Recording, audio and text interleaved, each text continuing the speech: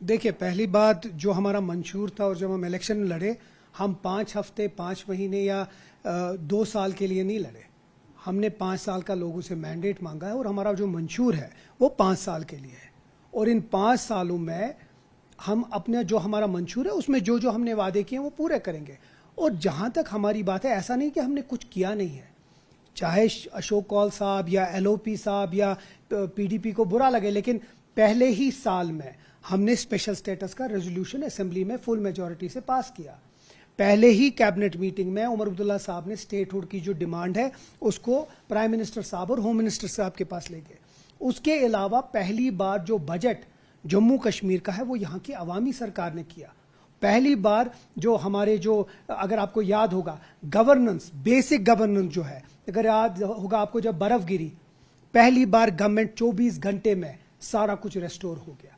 पहली बार यहाँ जो हमारी खवातीन है उनके लिए फ्री बसेस राइड हुआ। पहली बार यहाँ जो EWS है उनको मुफ्त राशन और मुफ्त बिजली हुआ। तो ऐसा नहीं है हमने कुछ किया नहीं है, और हम ये भी नहीं कह रहे हैं कि हमने बहुत कुछ किया। हमने एक रास्ता, एक दिशा दिखाई है कि हम अगले 5 साल में क्या करेंगे। बहुत कुछ करने को है। और इसके साथ जो हमारे बीजेपी के दोस्त हैं उनसे मैं ये सवाल पूछूंगा, आपने तो हमें वादा किया था स्टेटहुड देने का, आपने तो हमें वादा किया था जो जल्द से जल्द स्टेटहुड देंगे, क्योंकि बहुत सारी चीजें इसमें रुकी हुई हैं।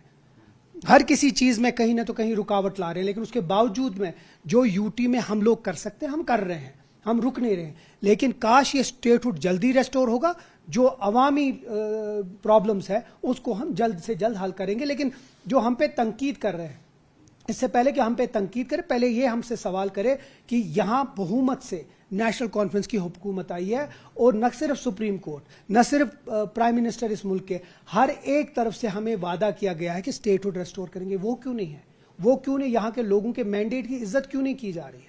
तो जो हम पे तंकीद कर रहे हैं, हम उनको पहले ये सवाल पूछेंगे, आप हमें स्टेटहुड दे दीजिए। 4.5 साल के बाद जब हम लोगों में जाएंगे, हम अपना रिपोर्ट कार्ड लोगों के सामने डालेंगे।